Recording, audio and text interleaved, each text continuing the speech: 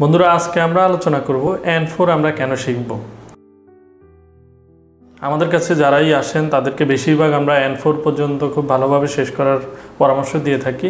বিশেষ করে আজকের ভিডিওর মাধ্যমে তাদেরকে বার্তা দিতে চাচ্ছি যারা মধ্যম শ্রেণীর ফ্যামিলি থেকে বিলং করি আমরা, তাদের জন্য আমরা জাপানে আমাদের ক্যারিয়ার করার সিদ্ধান্ত নিলে N4টা সিদ্ধান্তের সাথে জুড়ে দিব। এটা আমার কাছ থেকে যদি কোনো স্ট্রং পরামর্শ আপনারা চান, এটাই হচ্ছে স্ট্রং পরামর্শ। আপনারা যদি N4 কমপ্লিট করেন সেক্ষেত্রে আপনাদের জন্য অনেকগুলা দ্বার খুলে যাবে। আর যদি আপনারা N5 করেই জাপানে গিয়ে অনেক কিছু করতে চান সেক্ষেত্রে আপনাদের জন্য রিজেকশনের সম্ভাবনাও থাকতে পারে ভিসা আবেদন করলে। আর এই সম্ভাবনার মধ্যে অনেকেই ডিমোটিভেটেড হয়ে যান। অনেক ধরনের পারিপার্শ্বিকতার কারণে আপনারা যেমন ডিমোটিভেট হন ঠিক একইভাবে আপনারা এই রাস্তা থেকে ছিটকে যান। বিশেষ করে স্টুডেন্ট ভিসায় যাদের ব্যাংক স্টেটমেন্ট দেখানোর মতো ক্ষমতা থাকে না, আমরা কি করি, থার্ড পার্টি থেকে একটা ব্যাংক স্টেটমেন্ট ম্যানেজ করি।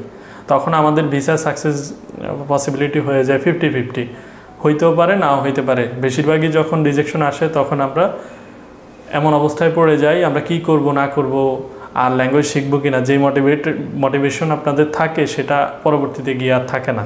এজন্য আপনারা যত কিছুই হোক N4টা শেষ করবেন, এই টার্গেট নিয়েই এই রাস্তায় আসতে হবে আপনাদের। সেক্ষেত্রে হবে কি, N5 দিয়ে কেবল স্টুডেন্ট ভিসা আবেদন করা যায়, কিন্তু N4 দিয়ে আপনি টেকনিক্যাল ইন্টার্ন থেকে শুরু করে আপনার যে যোগ্যতা আছে, এডুকেশন কোয়ালিফিকেশন এবং এক্সপিরিয়েন্স, সেগুলো মিলিয়ে যাদের আছে এবং যাদের নাই তারা ক্রমান্বয়ে অনেকগুলো ভিসার মধ্যে আপনারা আবেদন করতে পারেন। এই জন্য আমি আপনাদেরকে বলবো আপনারা N4 কমপ্লিট করার টার্গেট নিয়েই জাপানের যেই সেক্টর এটাতে পা দিন। এবং দ্বিতীয় কথা হচ্ছে, আপনারা SSWতে যদি জাপানে যান, আমি অন্যান্য ক্যাটাগরিতে না যাচ্ছি, কারণ বেশিরভাগ ক্যান্ডিডেট যারা তারা SSW ক্যাটাগরিতেই পড়েন স্টুডেন্ট ভিসার পরে।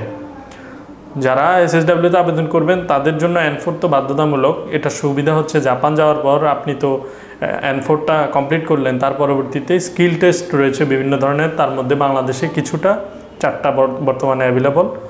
পরবর্তীতে আপনি যখন জাপানে যাবেন, পরবর্তীতে আপনি আপনার স্কিল টেস্ট পরিবর্তন করে অন্য একটা স্কিল টেস্ট দিয়ে আপনি অন্যান্য ক্যাটাগরিতে জব করার সুযোগ পাবেন।